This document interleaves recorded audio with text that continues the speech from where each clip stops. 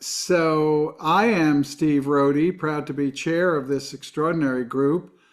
As you've heard, I'm very active in Indivisible up here in Sonoma County, but active as well with Death Penalty Focus, Bend the Arc, a Jewish Partnership for Justice, the Black Jewish Justice Alliance, and other activities, co-host of Law and Disorder Radio, and as well as a frequent guest with Jim Lafferty on the Lawyers Guild show on KPFK. I'm very pleased to introduce a man who's going to give our reflection today. I first met Daniel Tam when he was in City Hall. And it was such a delight in the midst of municipal government to have such a compassionate individual, and the vision of the mayor at the time to have such a person on his staff was very impressive. And I always look forward to Daniel's reflections. Go right ahead. Thank you, Stephen. That was gracious, as always. This morning, I'm moved by the invitation that is articulated in a way that it the reflector is asked what is maybe personally moving you and roiling inside. And like all of you, just the incessant drumbeat of authoritarianism, and what we see as what we really experience as a lack of accountability and a refusal to take responsibility for anything, which has been the hallmark of this administration for a year, every day. And I think that's the most galling part of it, is where, we learn as we mature in our humanity and spirituality to be accountable, to say, when we make a mistake, we say, yeah, yeah, I did that. And yeah, I own that. I'm going to do better next time. And this is utterly lacking in the leadership of our country. And no humility. So the effect of that, of course, is death, oppression,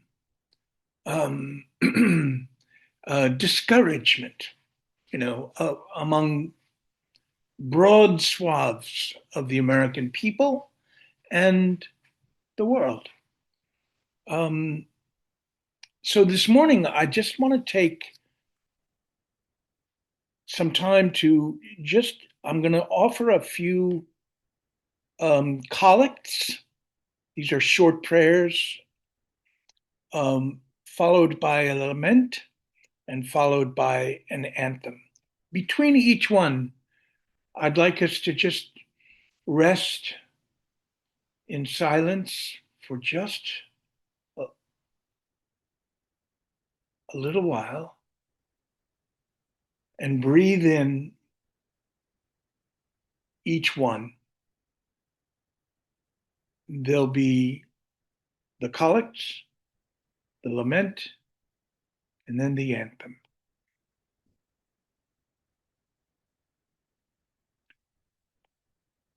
Let us pray.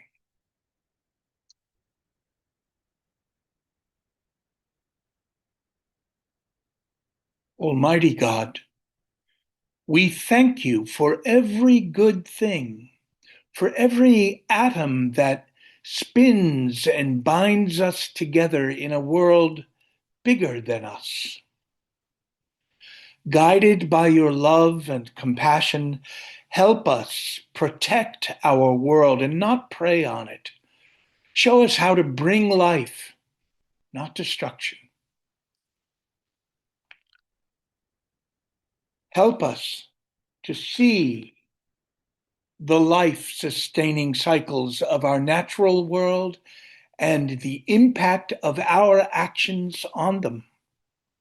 May we be filled with awe at our existence and recognize that we are united with every living thing, every creature, as we journey towards your light.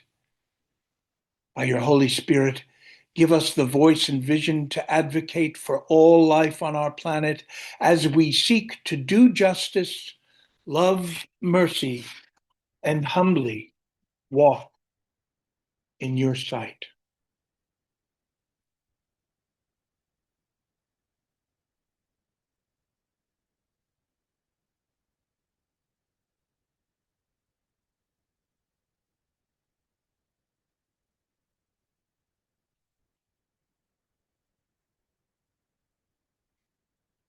We celebrate the 97th birthday of Martin Luther King this week. We also mourn his passing and the passing of Renee Nicole Good and all the people who perished in the wildfires last year. This is an English translation of El Malay Rachmin. It's a Hebrew prayer, God full of mercy, a Jewish prayer for the soul of a person who has died.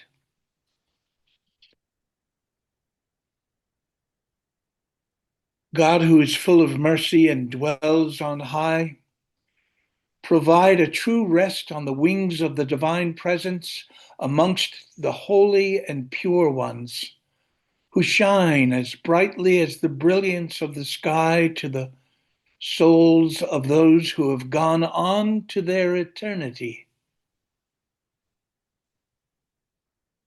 We beseech the merciful one to shade them forever with divine wings and to bind their soul up in the bonds of life. God is their heritage, and so they shall rest peacefully. And let us say, Amen.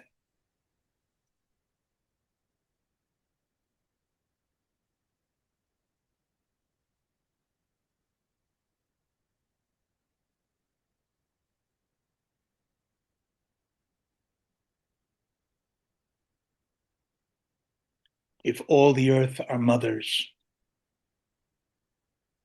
if all the earth mothers are on your side, then rest easy, child, and in their love abide. You can trust that you're going with the tide. But if the earth mothers march against you, turn around, and join the other side. Then rest easy in the knowing that you are going with the tide. For the good of all creatures is their care, and the good of all children is the burden that they bear. They look down the generations to the future we must share, and the strength of their goodness is the tide. If the earth mothers are on your side, then rest easy, child, and in their love abide. You can trust that you're going with the tide.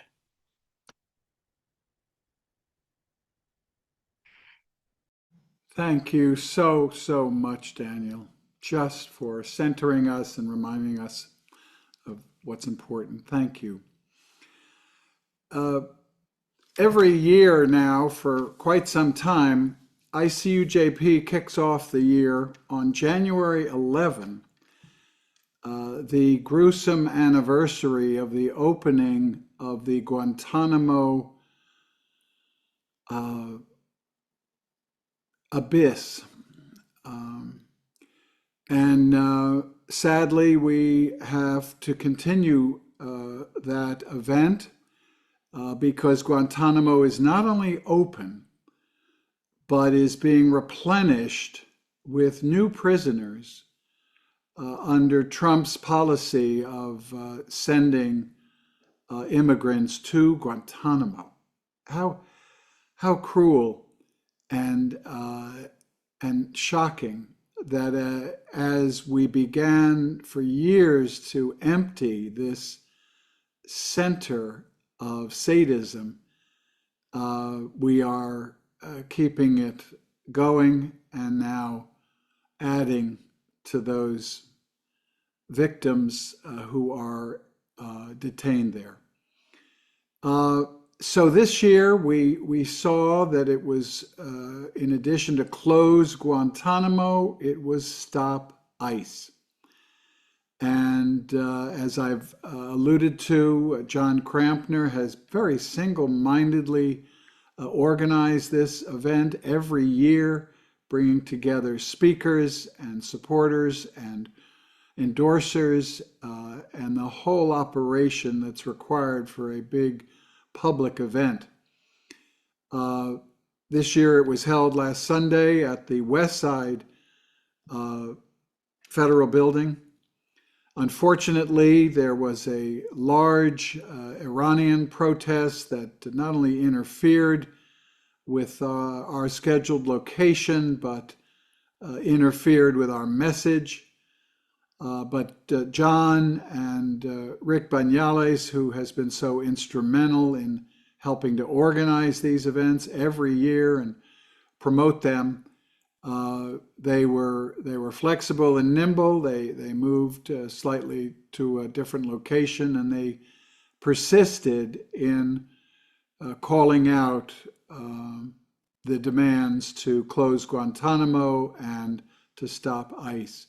So we've set aside a few minutes for a report from John, and then just to fill in from Rick.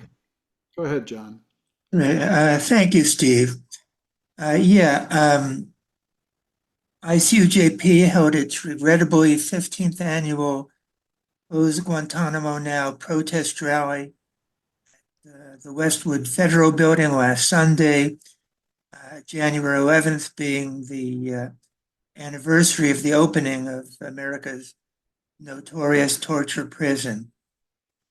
We had 8 speakers: Michael Rapkin of the Guantanamo Bar, Louis Watanabe of the Manzanar Committee, Rebecca Husseini of the Muslim Public Affairs Council, Khalid Hudson of the Council on American Islamic Relations, who not only spoke well, but helped us with the sound system, Rachel Brunke of Code Pink, Destiny Rivera of the LA Hands Off Cuba Committee, Shane Cuhey of Out Against War, and Jerome Palacios Meyerson of Amnesty International.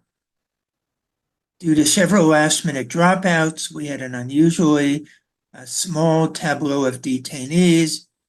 While they were small in number, they were mighty in moral force. Dave Glennon, Michael Novick, and Ariana Jackson, who I met on the picket line of the Writers Guild strike 3 years ago. And Avon Leakley was the intrepid percussionist for the little ceremony we have with the detainees at the start. I will briefly mention that, as Steve indicated, we were surrounded by a huge rally of pro-Shah Iranians with a smattering of aggressive Zionists. So we retreated across the street to the southeast corner of Wilshire and Veteran. We'll have to put a bit of thought and discussion into our rally location for next year. Ed Fisher helped to round up the sponsors and endorsers for our protest, And Rick Banales was absolutely indispensable, helping with nearly every aspect of the rally. We really couldn't have done it without him. That's my report. Well, thank you, John. And I want to use you as an example. We are part of a huge national resistance, and sometimes people despair and they feel hopeless. That's the purpose of a dictatorship, is to silence people, to make them feel powerless and hopeless.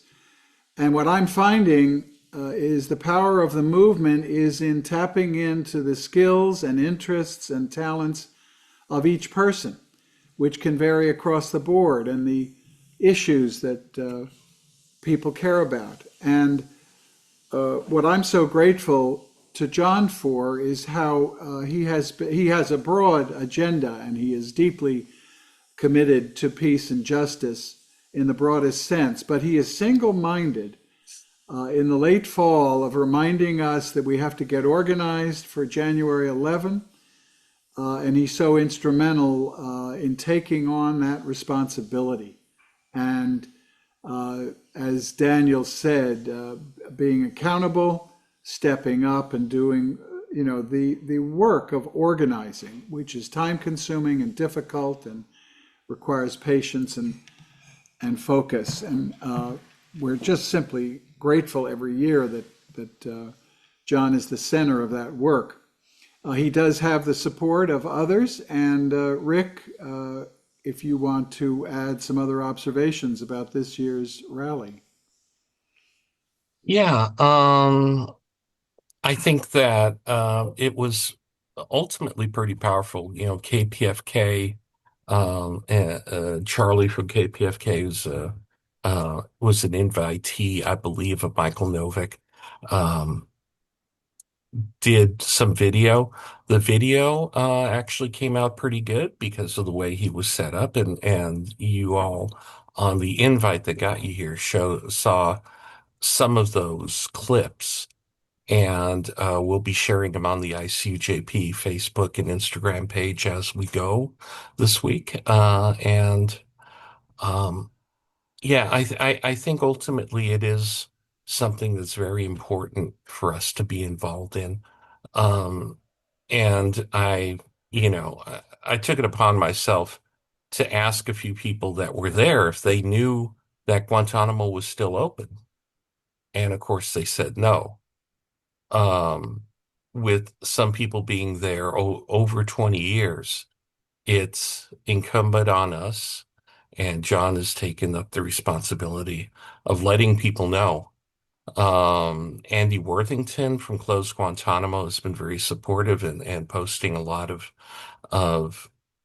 the sights and sounds of what happens with these rallies from all over the world on social media, and I'm very glad that we're involved with that and helping them at least in our little corner of the world. So,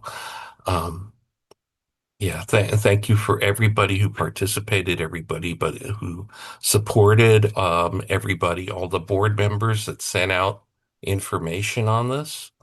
Um, and yeah, it was very nice to be there. Thank you, Rick. Thanks for all your help throughout our work, and particularly on this event. Yes, we were part of an international day where there were rallies across the United States and around the world. We're not alone in this, but it's imperative that we keep this uppermost in our minds. And now this renewed use of that abysmal place by the Trump administration just makes it all the more important that we close Guantanamo and stop ICE. Turning to our speaker for today, I'm really so delighted to share Lisa Graves with all of you, and by extension, those who will be watching this program and the recording, which, as I said, is posted at icujp.org. I got wind of Lisa's new book, Without Precedent: How Chief Justice Roberts and His Accomplices Rewrote the Constitution and Dismantled Our Rights. I was immediately struck by the clarity and courage of that title. And I went on to review Lisa's book. And then we invited her as a guest on Law and Disorder Radio, that has been at this for over 20 years. And she was so effective and had so much to say that usually the interviews are a half hour. And in this case, we extended it to a full hour. And that Law and Disorder episode is posted and available. I'm not going to steal her thunder by talking about Chief Justice Roberts.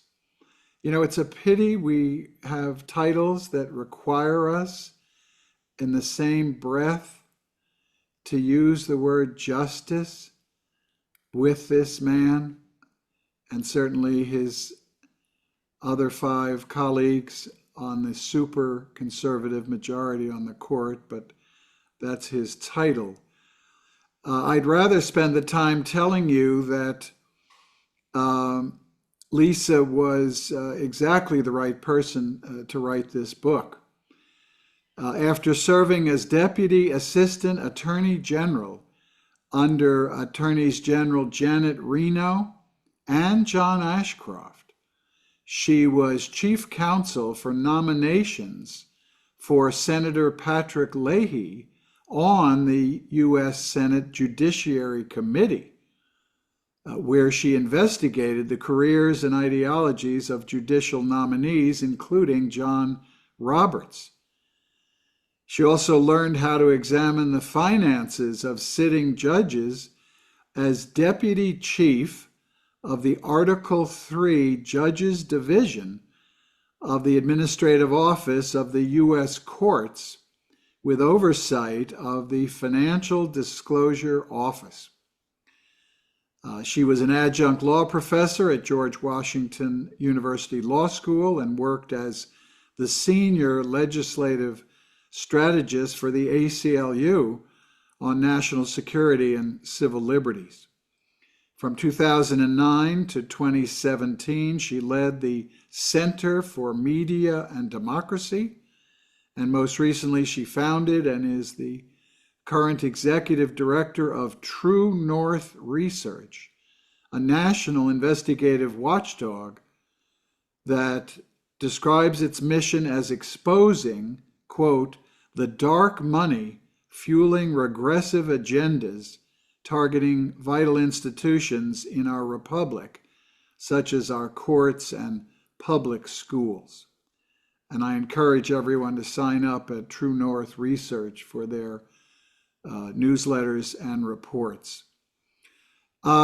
Lisa and I have agreed that she'll say a few remarks to put her book and her research in context, and then she and I will have a conversation along the lines that we've done now before. And then I've told her we have a very curious audience here, and we're going to definitely set aside time for Q&A. And toward the end of my conversation with her, I am going to ask her to go beyond her book and talk about the court today and what we may expect in this docket this coming year. So it's just, you do this work and you meet people along the way. And this group of ICUJP certainly knows this to the nth degree, that it is the people shoulder to shoulder that you work with in this movement that sustain us and keep us going and are the antidote to hopelessness. And it has been recently my experience in meeting Lisa Graves that has given me such hope. So, Lisa, let me turn this over to you. Well, Stephen, thank you so much for those kind words. I've changed devices, so hopefully we'll have a better streaming this morning. But I want to thank you, Steve, so much for the invitation. Can you hear me all right now? Okay. Thank you, Greg, for welcoming me to the call when I jumped on right before. And thank you, Reverend Tam. I'm not sure if that's your title, but thank you so much for your opening invocation. And it is truly an honor for me to be in community with you all. I can tell from the description of ICUJP and from some of the descriptions of the work how devoted each of you are to justice, how much of your time and your life's work you spend trying to advance justice. And I know from some of the initial conversation how times like these, the things we're seeing on a daily, hourly basis really can be so discouraging, so upsetting. These are extraordinary times, but you are extraordinary people, and we have so many extraordinary people aligned with us who may not ever have been involved in this struggle for justice before, but are standing up and speaking out. So we have so many allies in the United States and around the world, many more than we think. But Steve asked me to come on today to talk about my new book. And thank you so much, Steve. I thought that I would tell a particular story from the book just by way of beginning. So as Steve mentioned, when I was Senator Leahy's chief counsel for nominations, I was leading the team vetting the George W. Bush judicial nominees. And I took that job based on the agreement that I would be able to make the case against some of them if they were not suited to be confirmed as fair judges, which we knew some of them were chosen not to be fair, but to advance this agenda. In fact, many of them were. And so I tried very hard to keep John Roberts off the federal court. At the time, he was nominated to a position on the DC Circuit. After the Republicans won the midterm elections in 2002, I lost that battle, basically.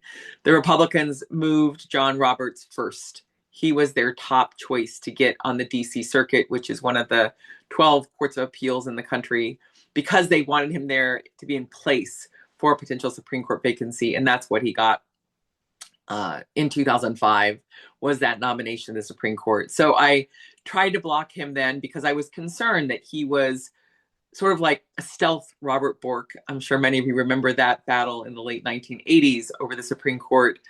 And I thought that he would really advance a very regressive agenda from the bench, that was why he would be chosen.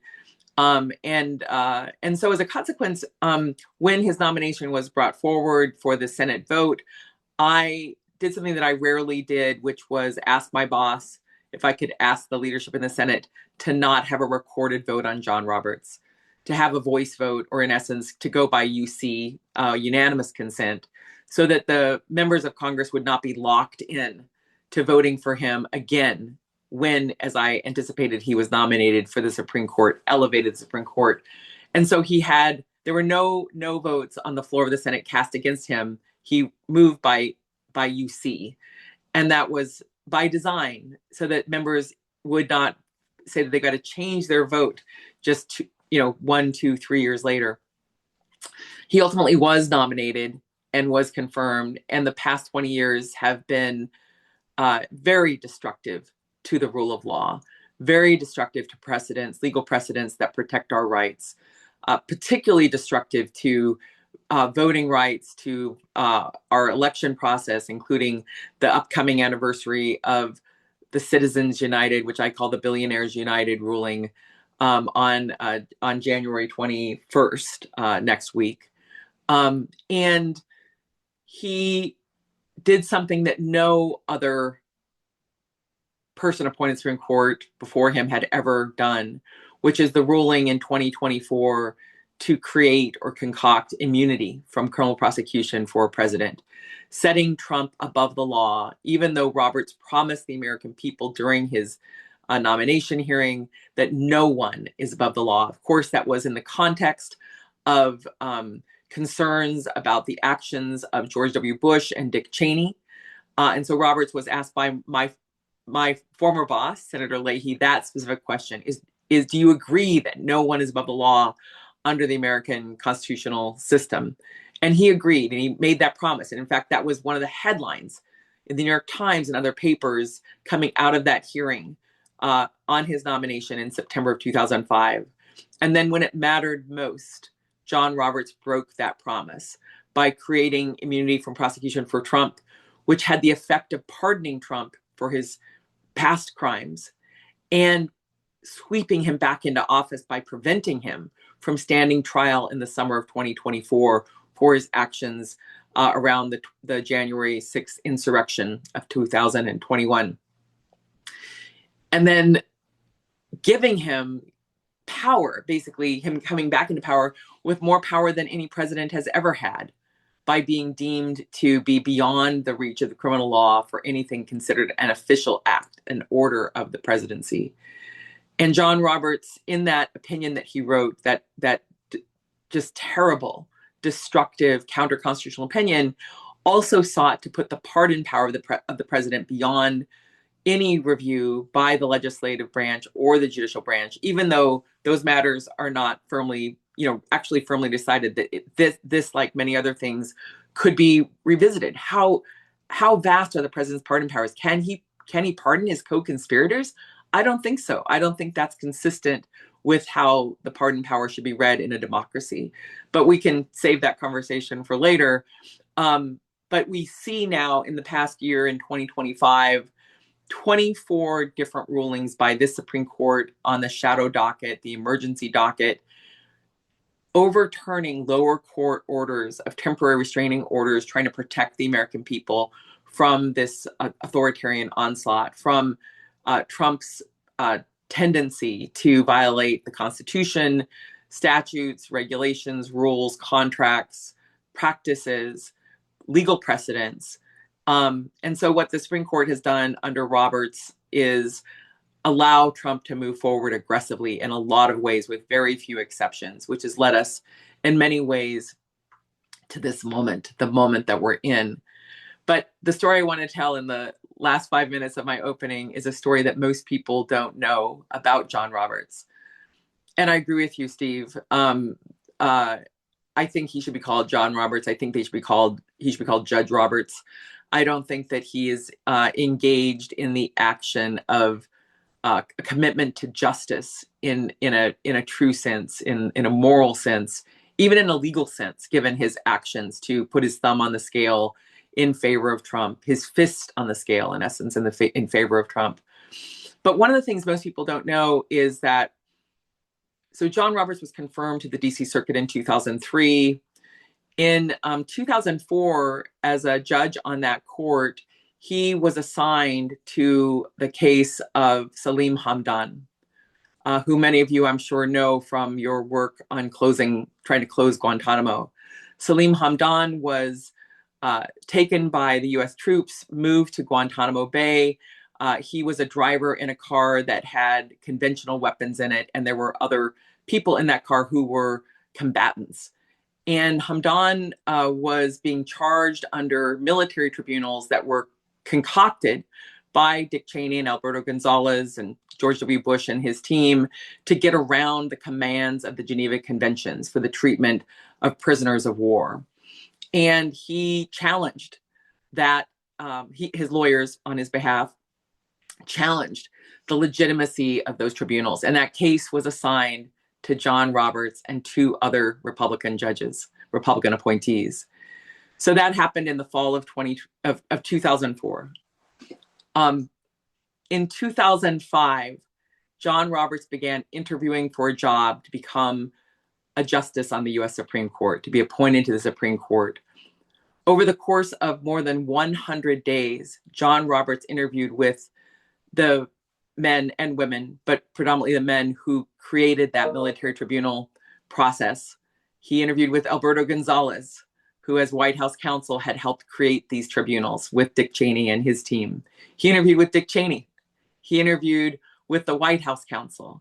He interviewed with basically the team that was defending that law, that military tribunal law. And he did not once tell the parties in that case, the other parties, meaning Salim Hamdan and his lawyers, that he was actually interviewing for a job with one of the parties to the case. In fact, with the principals, the architects of that case, the Hamdan case.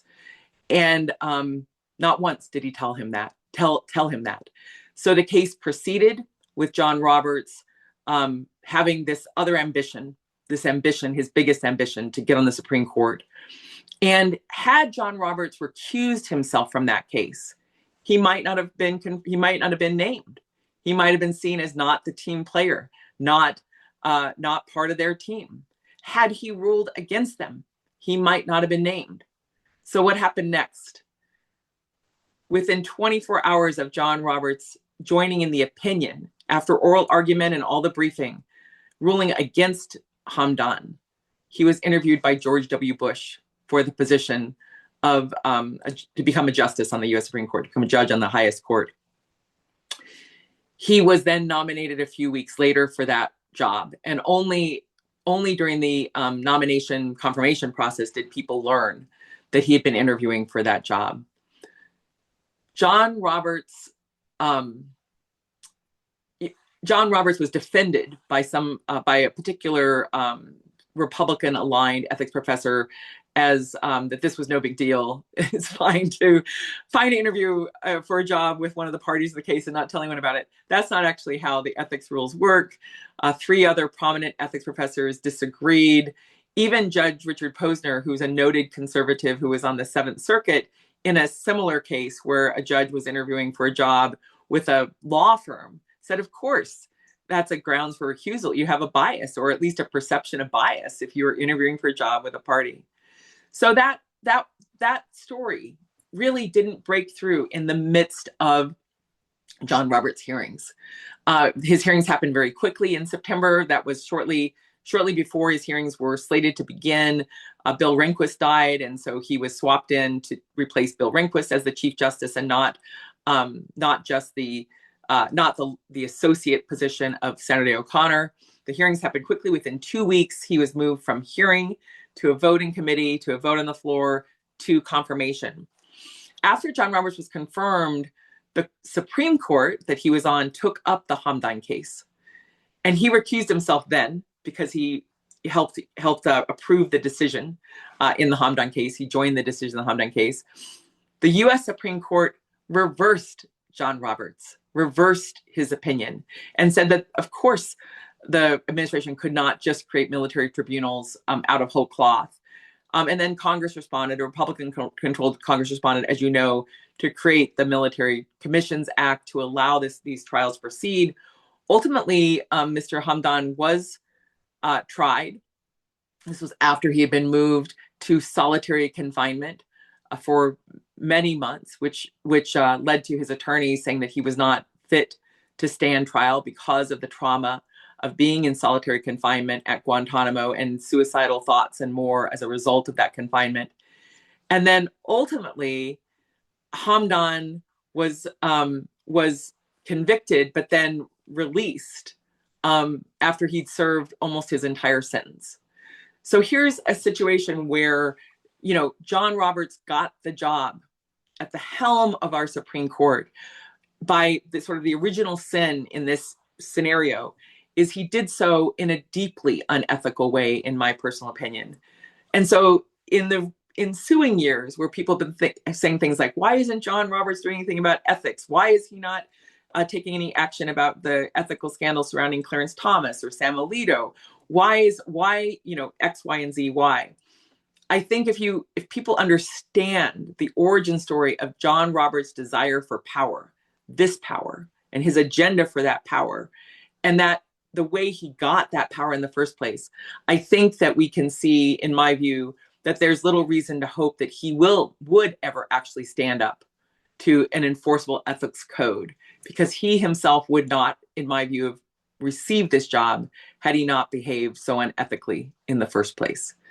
The last thing I'll say on this particular point for now as a coda is that John Roberts, the co-finalist, the other finalist for the job of the nomination to the Supreme Court, who was outside, basically in the White House waiting to be interviewed along with John Roberts, was Michael Luttig.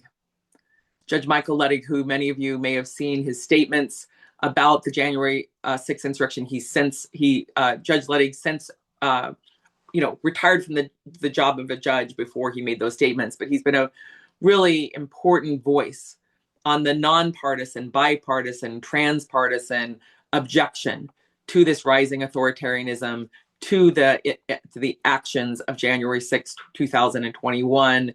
He's been a really important voice challenging the reckless immunity decision of John Roberts. He's continued to be an important voice in this past year in response to how Trump has sought to intimidate lower court judges, and has worked to use the Roberts Court to overturn these really well-founded, factually well-grounded rulings by lower court judges.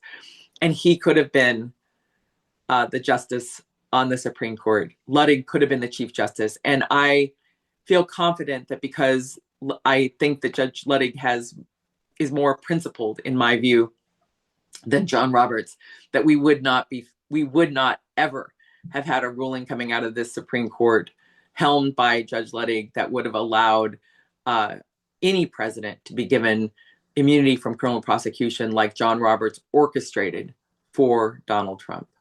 So those are my opening remarks. Thank you, Lisa. I hope folks are getting whetting their appetite. Please read Lisa's book. I put in the chat my book review, which will also whet your appetite.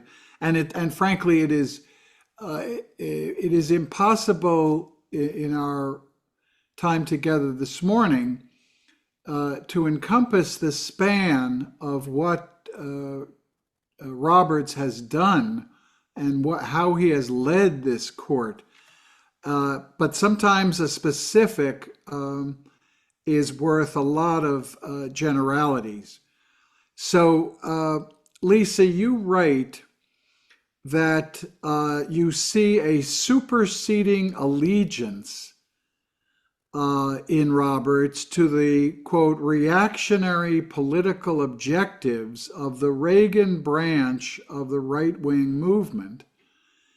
And you see that particularly in a case in 2013 when the court dismantled a crucial element in the Voting Rights Act in the case of Shelby County versus Holder. I think it's worth a few minutes to put that in context, explain what was so important about the Voting Rights Act itself, and what Roberts did to lead that court into striking down a crucial portion of that law. Yes, this is a very illuminating component of the story of how Roberts has wrecked the Constitution and wrecked our rights, basically. In 2013, the U.S. Supreme Court, in a 5-4 decision, in an opinion written by Roberts, basically struck down the key components of the most important enforcement provisions within the Voting Rights Act, Section 4 and Section 5. Those provisions related to preclearance.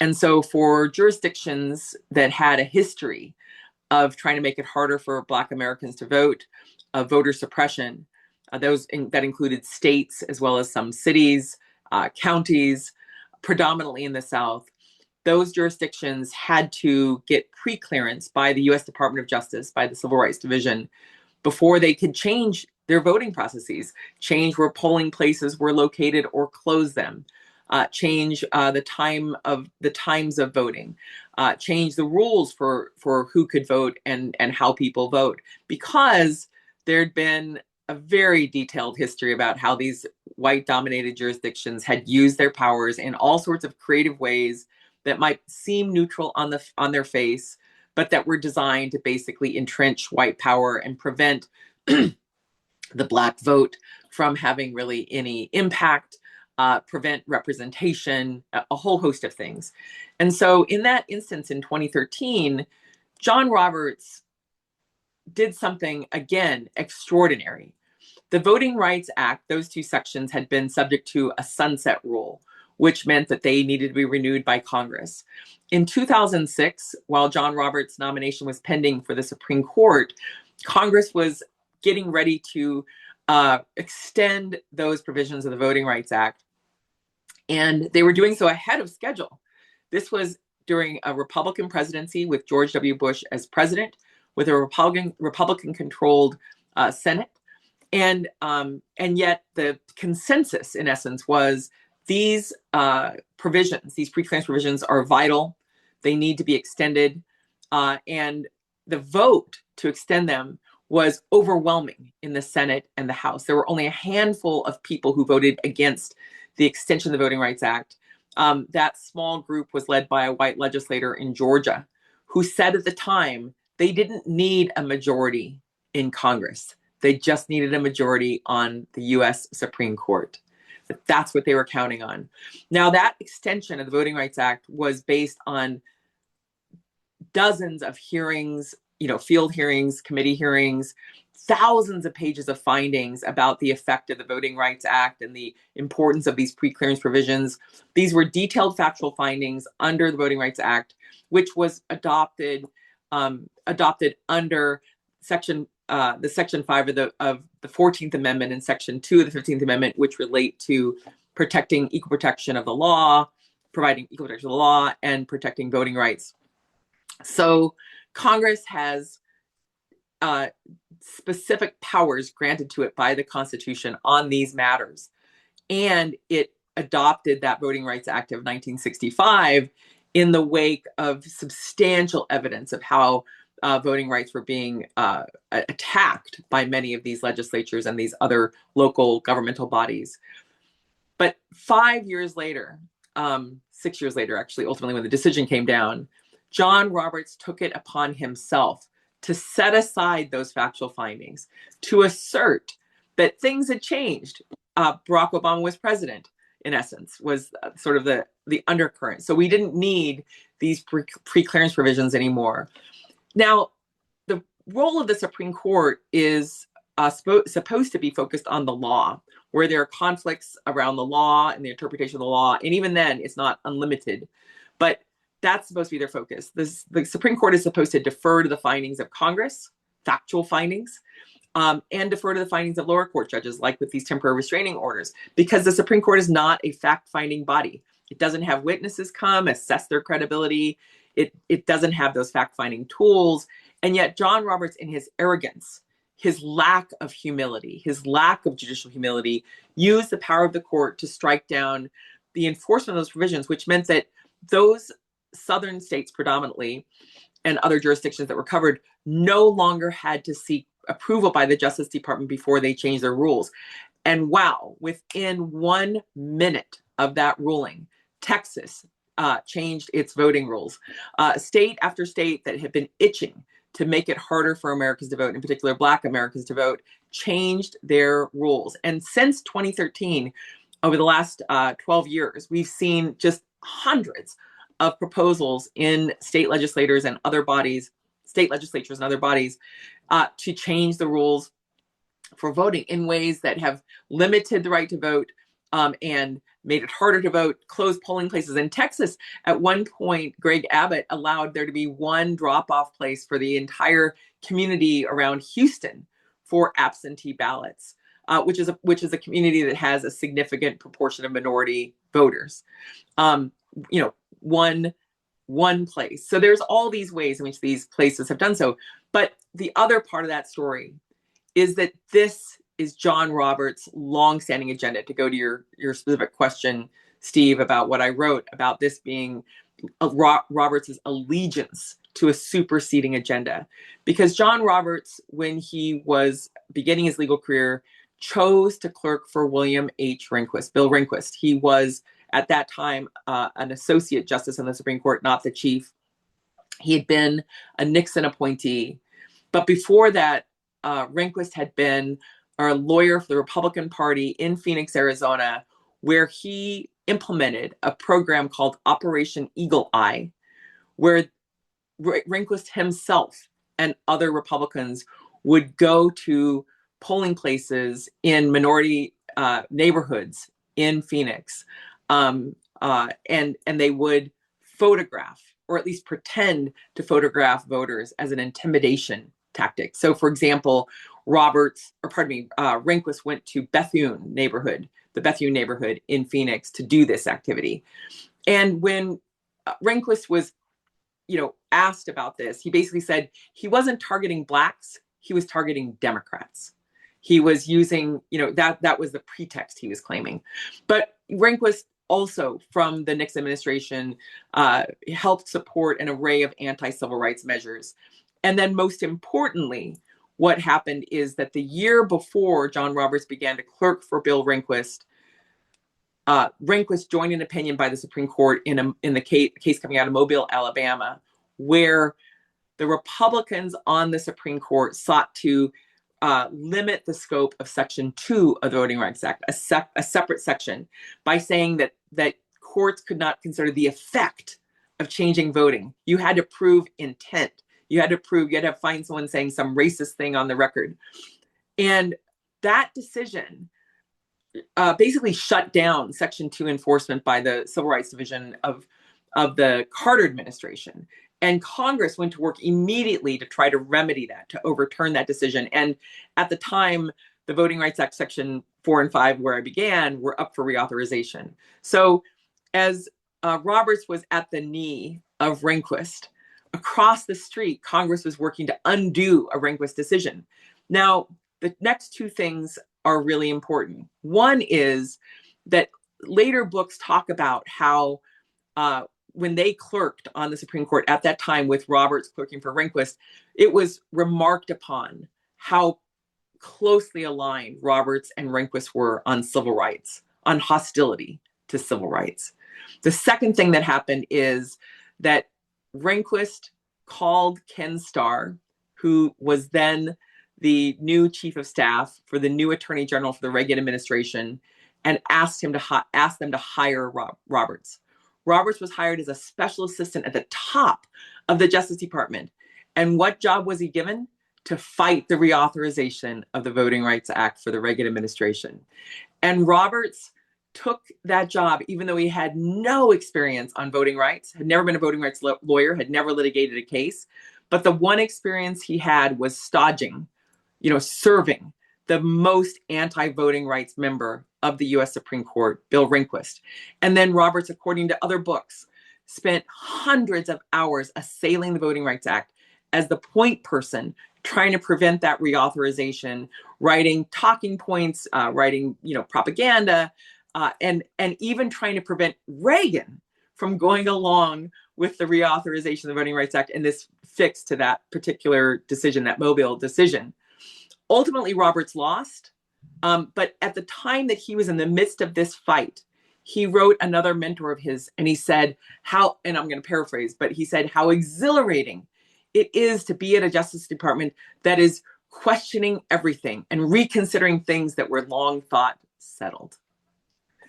So Roberts had that view as a young man, that hostility toward the Voting Rights Act, as a new lawyer, as a man in his 20s, a lawyer at the top of the Justice Department, who was devoting all of his energies to try to stop a key provision of the Voting Rights Act, just less than 20 years after the Voting Rights Act was adopted.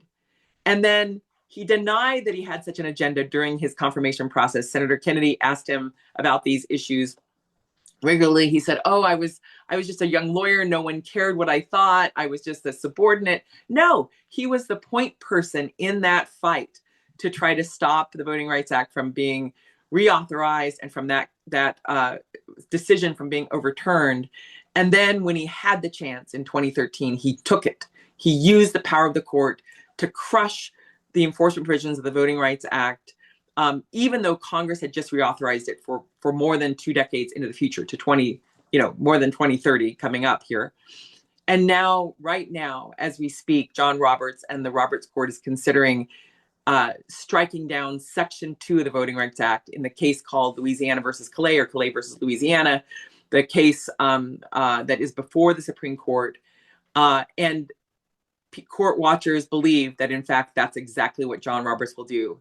He will, more than 40 years after he tried to destroy the consideration of the effect of change in voting rights, the effect on diluting the votes of Black Americans, he's poised right now to get what he couldn't accomplish as an attorney in the Justice Department, to do it through the court right now. And on top of that, we already know the signal this court has sent in the Texas case, the emergency order that came down over the holidays last December, where the Roberts Court set aside a lower court finding by a Trump appointee, no less, who found that there was evidence that the Texas legislature was trying to dilute minority voting in Texas, that there was evidence on the record about that racial, the racial effect and the intent.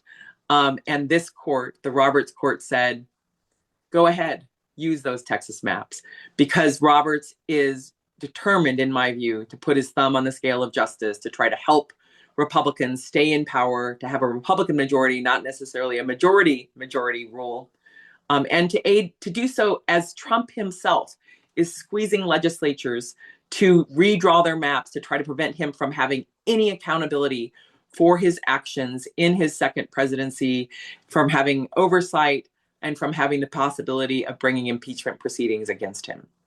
So that's a bit of a long answer, but that's my answer. Well, it is, and I was waiting to ask you to update your book by talking about the Louisiana case, and you did exactly that.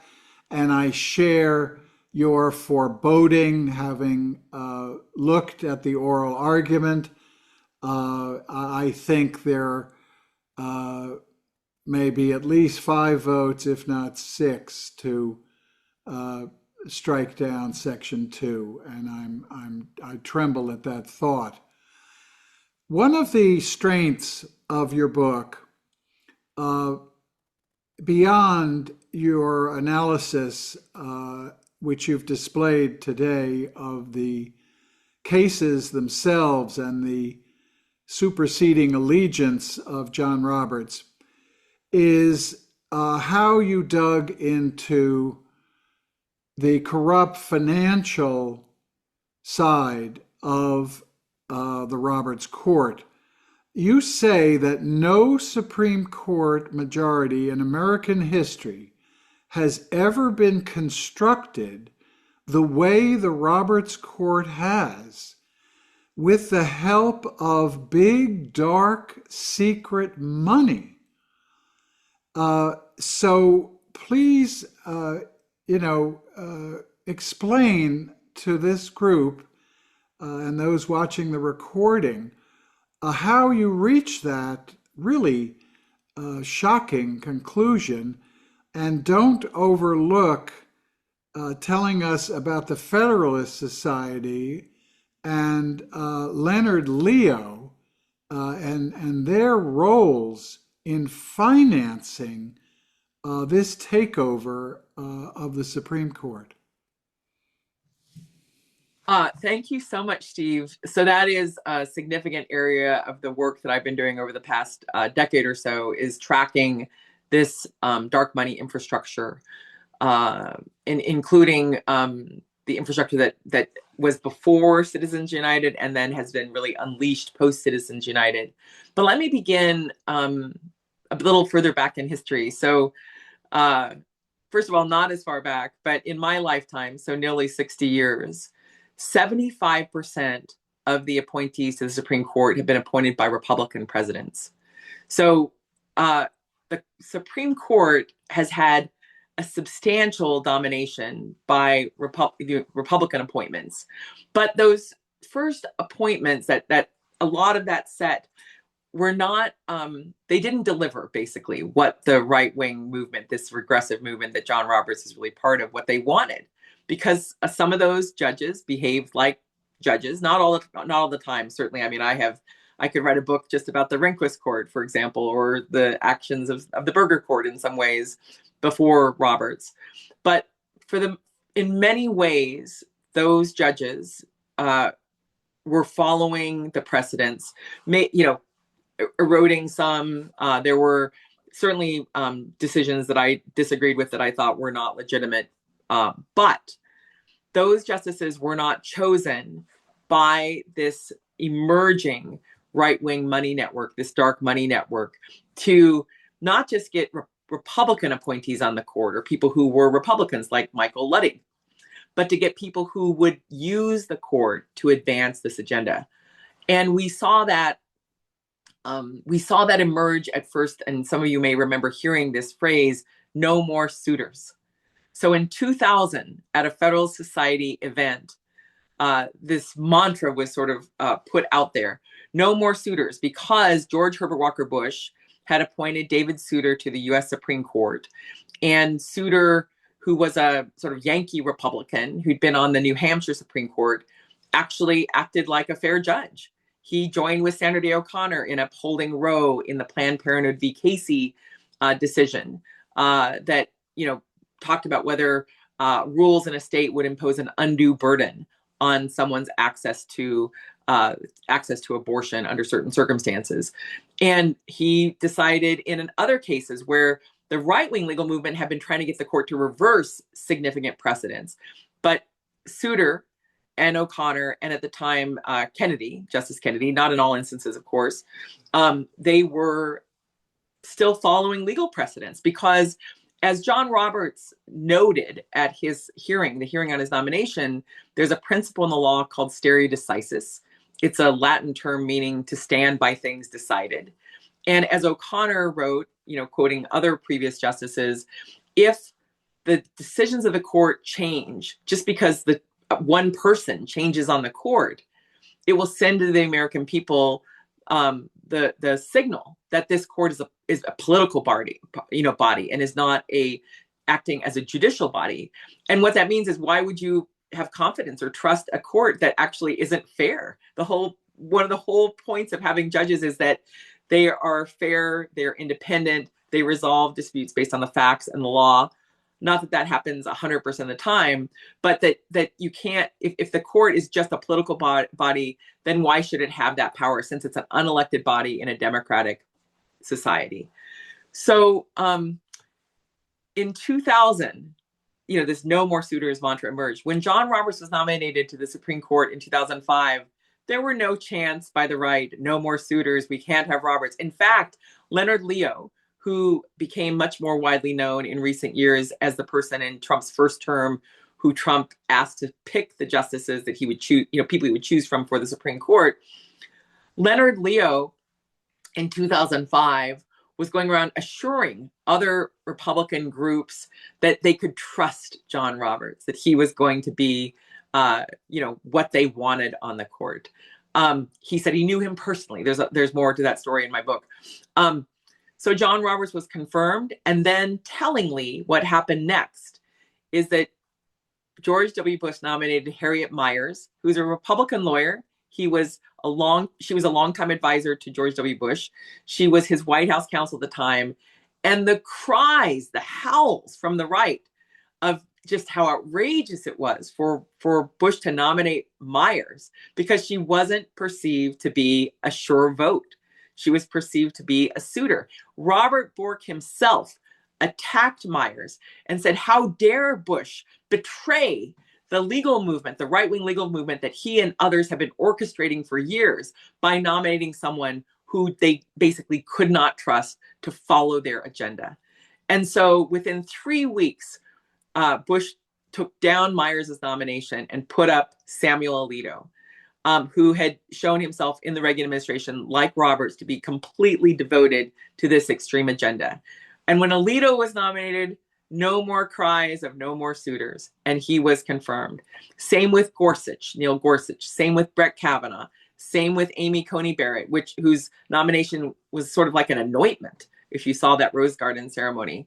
What you see is 5 justices in a row by Republican presidents who were chosen to not be suitor. What does that mean? It means judges who are chosen to reverse the law. And in fact, in a speech that Leonard Leo gave in February of 2019 to a group called the Council on National Policy, which helps set the legal agenda, the policy agenda for right-wing groups and with right-wing funders, Leonard Leo gave a speech, and it's covered in a Washington Post article from May of 2019. So you can see the whole transcript. In that speech, I'm going to paraphrase.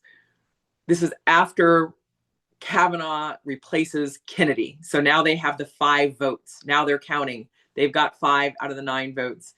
And what Leo says to this crowd is, we are standing on the precipice of a revival of what he calls the structural constitution.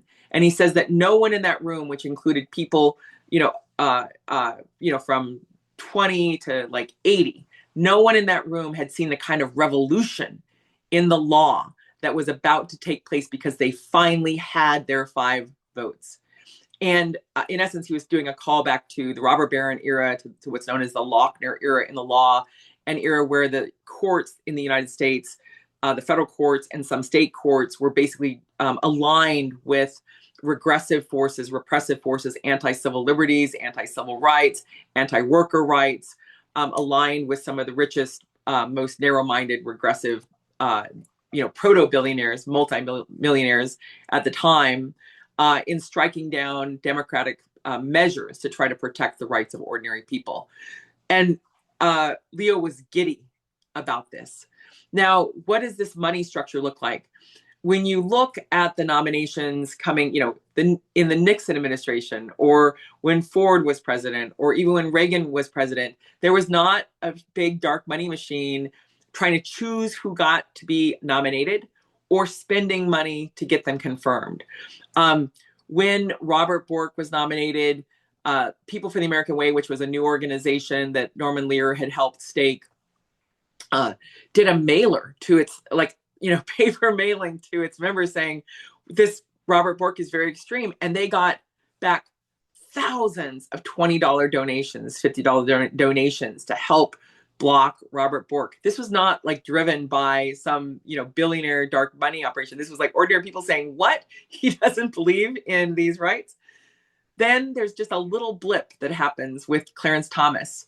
When Thomas is nominated and there's some pushback before the revelations and testimony by Anita Hill, there's a little group that becomes later well-known called Citizens United that ran some ads to back Clarence Thomas in those very early days.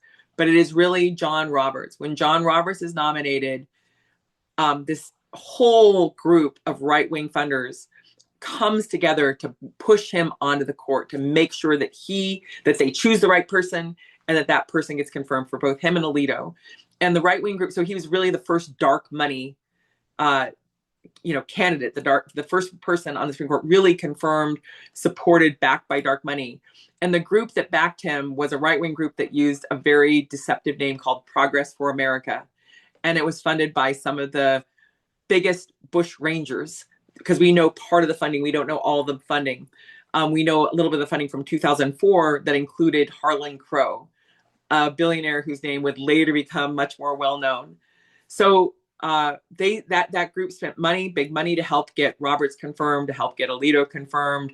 And then they were superseded by other groups coming into the period where we had the Trump nominees. Leonard Leo was helping to shepherd money into the process in order to push Kavanaugh through, despite the real controversies that I could talk about more, push Gorsuch through, to block Merrick Garland or anyone Obama would have nominated to Scalia's seat, to push Amy Coney Barrett through, even as Trump was being voted out of office. So this majority has been constructed with basically the help of cold, hard cash. Most of it is unknown, although we have been able to trace some of it, like some Harlan Crow money, but not all. Barry side money, the money from a billionaire in Chicago who has had a long history of backing regressive candidates for electoral office and became the beneficiary, the benefactor I should say, of Leonard Leo in giving him $1.6 billion in 2020 to continue to advance this agenda. I would say even as a reward for packing the court, for this capture of the court, as Senator Whitehouse has described. And I'll just say one last thing on this, which is all this railing on the right against the court, this activist court, activist judges. I'm sure you heard that phrase in the 90s, early 2000s. The fact is that the Supreme Court that they were railing against was predominantly a Republican court.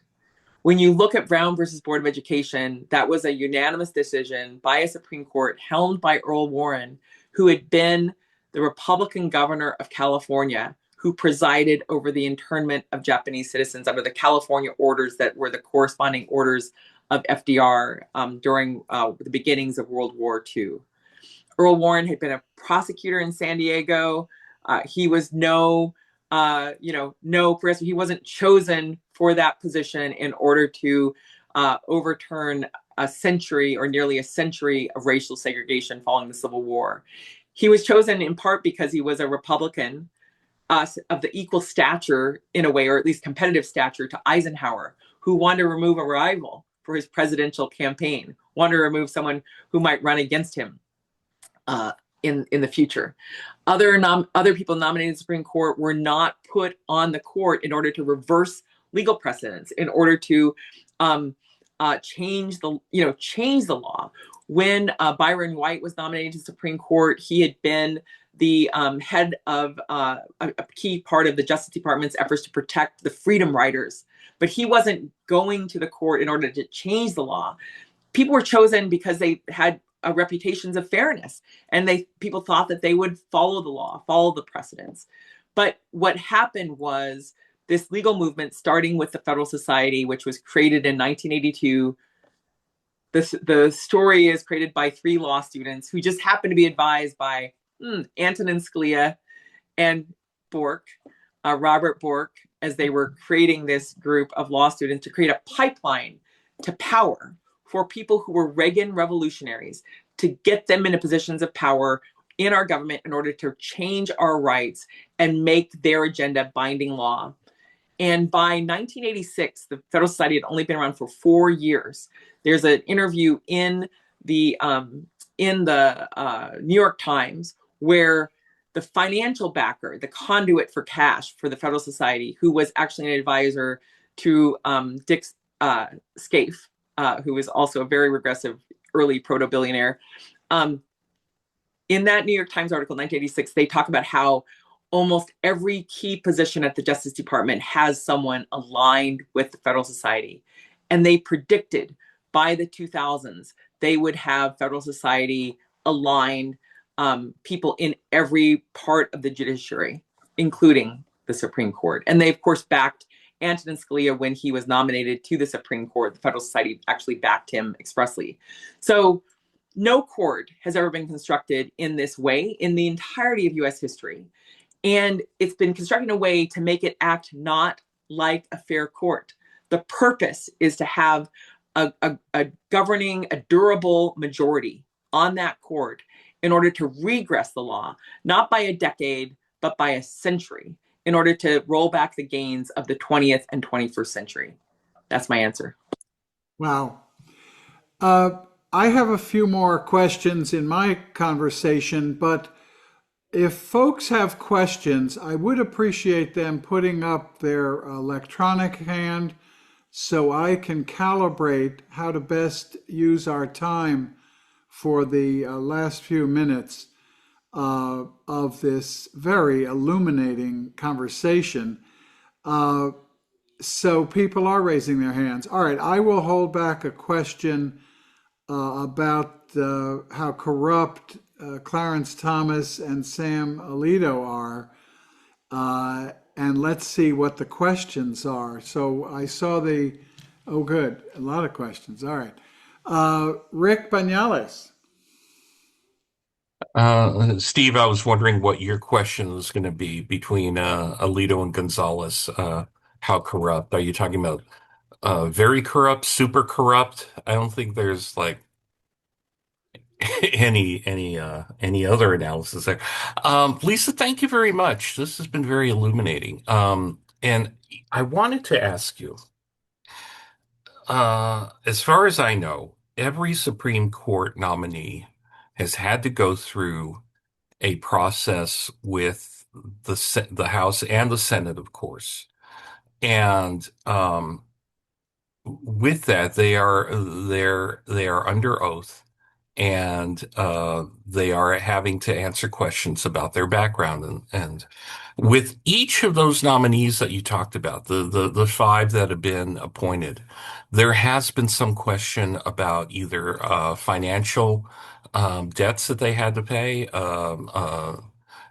maybe legal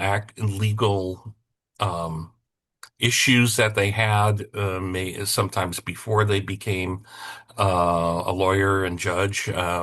So, as far as I know, and maybe you can tell me differently, basically, for anything to happen as far as an impeachment process for a Supreme Court judge, you essentially have to have both houses of Congress go through that process. And of course, if you don't have the executive branch and the Department of Justice bringing those charges, ultimately nothing is going to happen. I'm hoping that there is something in that, it may be a process that I don't know about and other people don't know about, that we can help support to get some of that accountability back to Supreme Court judges. Thank you so much for that question, Rick. I am the first person to have gone on the record in September of 2018 to call for the impeachment of Brett Kavanaugh, that he shouldn't be elevated, he should be impeached because he lied under oath in response to questions that I helped craft in 2004 when he was first nominated to the DC Circuit, questions that Senator Kennedy asked him again when he was renominated, and his comments and statements under oath at the hearing on his nomination to the Supreme Court, where he lied under oath. This was before the Christine Blasey Ford story broke. And so I definitely believe that impeachment should be on the table for anyone who has testified falsely under oath, before the Senate in their nomination hearings or otherwise.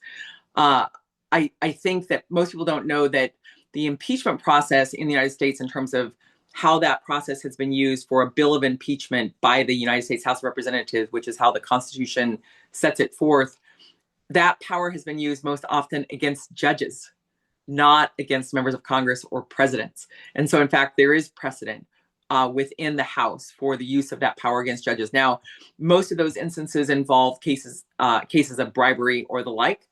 I think certainly, in my view, there should be impeachment proceedings for not just Kavanaugh, but also for Clarence Thomas, in particular, based on all of the evidence that ProPublica and other outlets have produced about him taking these gifts and secretly taking them and the like. But there's more of a story to Clarence Thomas that I would be happy to tell you if we have time or in some future time, about how he should have recused from Bush v. Gore because his wife Jenny was actively screening candidates for the Bush administration as he was participating in that decision, that 5-4 decision that would have been 4-4 without Thomas.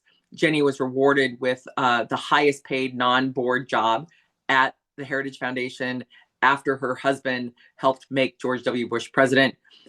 Thomas should have recused himself in the Citizens United case because his wife had just received $500,000 secretly from Harlan Crow to stake her Tea Party operation as the Citizens United decision was pending. Again, a 5-4 decision that he shouldn't have been participating in. In the immunity decision, Clarence Thomas participated in that decision, which involved the allegations against Donald Trump, which included trying to create fake elector slates.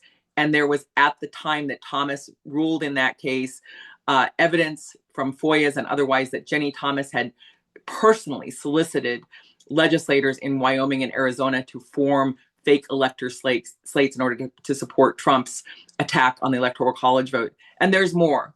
So I think that whether you can achieve a conviction for impeachment in the Senate, as we've seen, has proven quite difficult with how Republicans refuse to impeach Donald Trump despite the evidence before our own eyes of his role in that January 6th insurrection. I don't think that the fact that it's hard to get a conviction in the Senate means that you shouldn't pursue justice in the House by having the hearings about corruption or about the way the judicial power has been abused on the House side, and let the chips fall where they may in the Senate. That's my personal view. And in fact, Representative AOC has brought forward a resolution in the previous Congress calling for the impeachment of Clarence Thomas and Samuel Alito. Thank you. This is the challenge when we have a wonderful guest. We've got 4 hands, so I'm going to ask for short questions and short answers. I promise. No, thank you. Pamela. Okay, so this is fabulous. So informative. My mind goes immediately to what is the remedy? How do we back ourselves out of this extremely corrupt dark hole? People have proposed expanding the court. I'd love to hear your thoughts on remedies like expanding the court. You've raised the issue of ethics and money and blatant lying, lifelong appointments. And, I'm struck with the idea that on one level, taking away the Voting Rights Act, taking away all of the advances of it, on the face of it, it's very racist, but it's really about who is in power and who can gain control of the power in each state. So I'd love to hear all your thoughts on remedies. Give us hope, please. Yes, well, thank you so much, Pamela. I really appreciate that question. And there is a part of the book in the epilogue where I go through some of these proposed reforms. And I, a couple of years ago, helped launch a group called Court Accountability with my work partner, Alex Aronson. And Court Accountability's mission is to help advance public knowledge about why reform, is important, about the importance of fair courts. And we are continuing to work on building that case. I think there's a lot of support or even almost consensus around term limits, that if there were a 20-year term limit, yes, that would, prevent this forever appointment, this Clarence Thomas being on the court since 1991, chosen as a super young ideologue in order to kind of make sure that that agenda is advanced by him for decades longer than any legitimate president would ever serve. So term limits, I think there's a lot of energy around ethics reform, barring gifts. There's having an actually enforceable ethics code, unlike what Roberts has tolerated or touted. I do think that all options need to be on the table, including court expansion, although certainly people perceive that as controversial. There are some proposals to have each president get an opportunity to appoint at least one justice. I also don't think justices should be able to decide, going back to term limits, when they retire and try to gift their Republican or Democratic president, the same party that got them appointed, with another seat. That is just manipulative. And it's been used to great and devastating effect by Republicans, plus with the machinations to steal 2 seats during, at the end of the Obama administration and during the Trump administration. But for that theft that Mitch McConnell orchestrated with the big dark money that Leonard Leo was helping to spread and spend, this court would be a 5-4 court of Democratic majority appointees. Yeah. John? And there's support for it. So this is an area where there's great hope. I just have to say one last thing, which is every area where you want reform, whether it's restoration and expansion of the Voting Rights Act, whether it's addressing the devastating cuts to poverty programs, the need to have a really vital support for our social infrastructure, none of those things will stand unless this court was reformed. This is a court that had the audacity to say that Joe Biden could not issue a regulation to allow modest debt relief for students who made under a certain amount of income for up to $10,000 a year, and yet has allowed Donald Trump to run rampant, taking money, moving money around that is not his to move. And so this court, in my view, is out of control. And until we reform it, it will continue to destroy our rights. And so every reform proposal, in my view, needs to be married with a court reform proposal. Thank you. I'm going to use a technique to streamline the last few questions, which is to have the next three people ask short questions. Take a few notes, Lisa. Weave your answers brilliantly together, and maybe we can fit in everything we need to. Let's start the questions with John. Yes, thanks for a really interesting presentation. My question is, of the 6 reactionary justices on the Supreme Court majority, how many of them were filibustered by the Democrats? Yeah, that's probably a short answer, but hold it.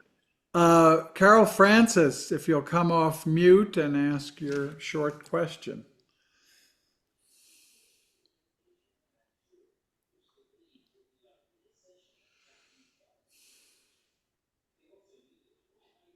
Yeah, I can't. we always heard that the judicial branch money doesn't matter because the judges aren't elected. So since they're appointed and not elected, how does the money come in? Good. And Daniel.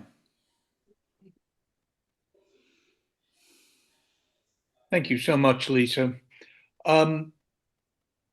With our current constitutional crisis, can you recommend one or two responses by the faith community? Excellent. Go for it, Lisa. All right. Well, the first answer, as I think John knows, is that none of them were filibustered by the Democrats. Although, to be fair, we did originally block Brett Kavanaugh from getting appointed to the DC Circuit when I was the chief counsel for nominations, kept him in committee, kept his vote off the floor. I do think that the views of the Democrats about the courts have changed over time, have moved from the number that saw what was coming as I was fighting it as chief counsel with my team and others, to a broader number who now recognize this court capture as a real thing, and that these justices are not actually fairly applying the law, but are putting their hand on the scale of justice to aid Trump and to aid the Republican Party in many, many respects. So I think we're in a new era, that era of not opposing these nominees has largely concluded. Carol, for your question, part of what we've seen is some justices like Clarence Thomas, who are taking all sorts of gifts of travel from people who have business before the court. You have Alito taking a trip with Paul Singer, who ultimately ended up getting his case heard by the Supreme Court and winning. And now, of course, Paul Singer is perhaps going to benefit from what's happening in Venezuela on a separate note. So you have other ways in which the recusal rules have not been sufficient to prevent there from being conflicts or from there being these types of buddy relationships or cozy trips. And then you have Leonard Leo helping to direct money to a law school, George Mason, which now has Antonin Scalia School of Law, that then sets up cozy, comfortable, fabulous summer teaching gigs for people like Gorsuch in Rome, in the sort of lap of luxury. So they're not, there are ways in which this system helps some of these members live sort of like billionaires in ways, that are not, I don't think are consistent in my view with how the law should work. And in particular, I would say, like for a lot of these people like Harlan Crow, it's not just that he's a friend, someone who befriended Clarence Thomas after he became a judge. Harlan Crow has an agenda for the law that he funds through his political donations. And so it's not just that Thomas is getting gifts from someone who, sells flowers or got rich with, some, other business. He's being his lifestyle is being funded by someone who is funding political operations that also have these same purposes. So there's more to that answer, but that's part of that answer. And then Daniel, I think part of the challenge of this moment, and it's not just respect to the constitutional crisis, but it's the broader crisis, which is how to how to remain hopeful, how not to give in, how not to give up in these times. And I would just say, I so appreciate that question, because that is really the challenge we face on every point, which is it doesn't have to be this way. And we, the people, have the power, if we choose to continue to make progress, to continue to stand up, we can change things. Now, we can't change everything overnight. Some things are harder to change than others. But if we do not continue these efforts, or efforts to preserve justice or advance justice, injustice will prevail, expand, and dominate further. And so, you know, I think, and perhaps all of you might agree, that it is a moral call. It is a call to our hearts and our souls, our commitment to one another, to community, to peace, that we speak out and speak up and broaden our networks in support of progress and justice and freedom and compassion and kindness. And I do think that part of that effort has to be directed at this US Supreme Court that has been captured, is acting in ways that I consider to be illegitimate, including that immunity decision, ways that are deeply destructive of our democracy, of our freedoms, of those checks and balances that so many Americans still hold on to. And the key is that we cannot give up. And I guess I'll conclude, if you don't mind, with the quote that I opened the book with by one of my heroes. It's a quote I'm sure you've heard before, but I think it's very applicable now. And I have other quotes that I could share with you from Martin Luther King, from his Nobel lecture, and more. But let me just conclude with the writing of Frederick Douglass from 18. And I named True North, my research group, after his North Star paper, the abolitionist paper that he spearheaded. And the quote is that power concedes nothing without a demand. Yeah. It never will. You all could probably quote it by heart. Find out just what any people will quietly submit to, and you have found out the exact measure of injustice and wrong which will be imposed upon them, and these will continue till they are resisted. And then he goes on to say, the limits of tyrants are prescribed by the endurance of those whom they oppress. Oh, Lisa, thank you. This was an extraordinary program for us. Just like on law and disorder, we could have gone another hour. We may invite you back as this court continues to trash the Constitution for the rest of this year. We're grateful that you do this work every morning when you wake up, and with True North and the other groups that you are directly involved with. It matters so much, and you have an ability to boil down these very complex legal issues that are clear and compelling. The rest of the group knows that at this moment, with the power vested in me as chair of ICUJP, I am able to grant you card-carrying membership in ICUJP. You have a lifetime membership that is fully paid, and you are welcome back. If you have been moved and touched by this group, we will add you to our mailing list. We do this every Friday morning. You're situated there in Wisconsin, so the early hour isn't so brutal. And we just wish you personally the best.